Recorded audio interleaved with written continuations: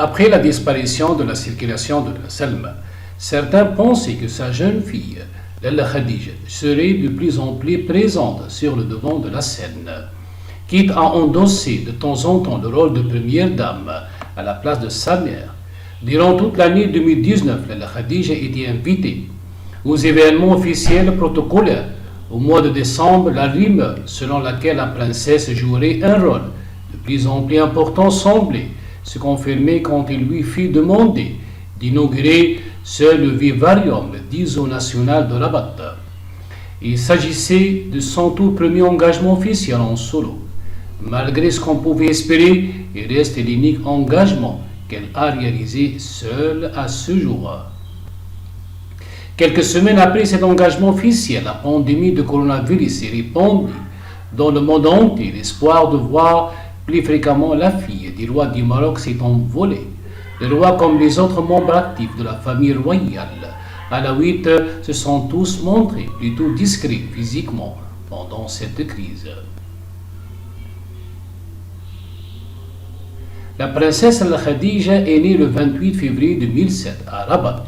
Elle est née 5 ans après le mariage de ses parents, le roi Mohammed VI et la princesse Al-Salma, et à près de 4 ans après son frère, le prince héritier Moulay Al-Hassan.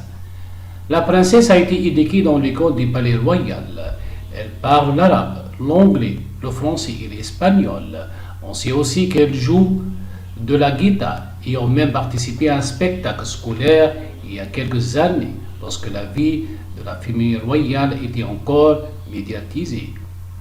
Depuis la séparation de ses parents, la princesse Khadija est presque invisible, excepté lors de cette tentative de mise en avant, lorsqu'elle a scellé son seul engagement solo en 2019. Les autres photos de la princesse sont soit quelques photos volées lors de vacances à New York et en Grèce, soit des photos prises avant la séparation du roi du Maroc. Auparavant, le roi conviait son épouse et leurs 2 enfants à prendre part à la plupart des engagements officiels. Depuis quelques années, le sort de la princesse Salma fait fréquemment l'objet d'articles dans la presse du monde entier. La désinformation est telle qu'il est aujourd'hui impossible d'affirmer quoi que ce soit concernant la vie de la mère des enfants du roi du Maroc.